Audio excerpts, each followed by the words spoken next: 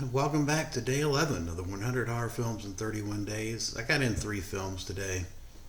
First up is 1975's Shivers, David Cronenberg classic body horror film about an apartment complex that's plagued by this parasite, and the parasite causes people to go sex crazy. And it's a kind of a gross film shot in 1975. It's very much along the lines of It's just kind of a variation of Rabid. Those two films complement each other as far as metaphors for sexually transmitted diseases. This has got Alan Coleman kind of is in the lead in this, and I think he's very wooden in this. He went on to have a looks like a pretty prolific career, but he's and some of the commentaries and stuff, I think it's talked about how maybe it wasn't his best performance, and he is kind of wooden in this. Um, Also, you've got Lynn Lowry in this, who is, of course, she was in so many films in the '70s. And today she's went on to do some great things. Shivers is a good film, definitely as good as Rabid, and certainly one of the best body horror films. I give it an 8 out of 10. This is the Vestron release that just came out. A bunch of special features on it. I think I am in the 8. No, I gave it a 7. I gave it a 7 out of 10. But you can make an argument for it being an 8. There's no reason for that. Um,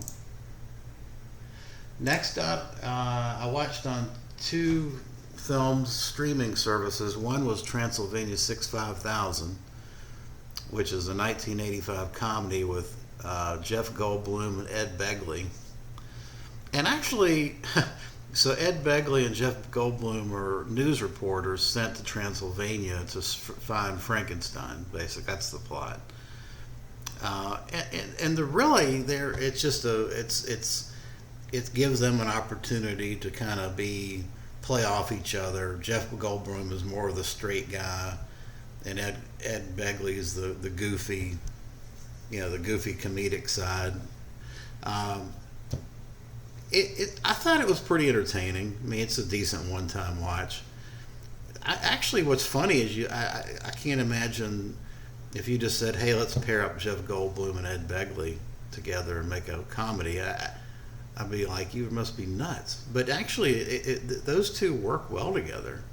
The dynamic between those two really works. And there was a few moments where I actually kind of laughed. I was trying not to, but there are a few moments in it that pretty funny. And I was surprised that Jeff Goldblum, Ed Begley's definitely kind of funny, but Jeff Goldblum, the way he played off of Ed Begley, I thought was decent, more than decent. I thought it was okay. It's not great. It's not something I'm not. It's not. Kino has a Blu-ray release for it, but I'm not going to rush out and buy it. But it was decent. Next up is I thought this was a made-for-TV film, The Attic, 1980. And The Attic stars Carrie Snodgrass. I don't know if people remember her. She was in Pale Rider. She's been in a bunch of stuff in the '70s. She was in Pale Rider, and it stars Ray Milland. And Ray Milland is this crotchety old wheelchair-bound father of Carrie Snodgrass, and he just mentally abuses her. She's basically his slave, and he treats her like dog dirt. And she has these visions of killing him off, poisoning him, all these different ways to kill him off. But she's definitely got issues with men, failed relationships with men, and her father's no exception in Ray Milland. Well, Ray Milland was great in it. He knows how to play a crotchety character. He's great at that. Carrie Snodgrass was an Easy Rider. That's how far back she goes.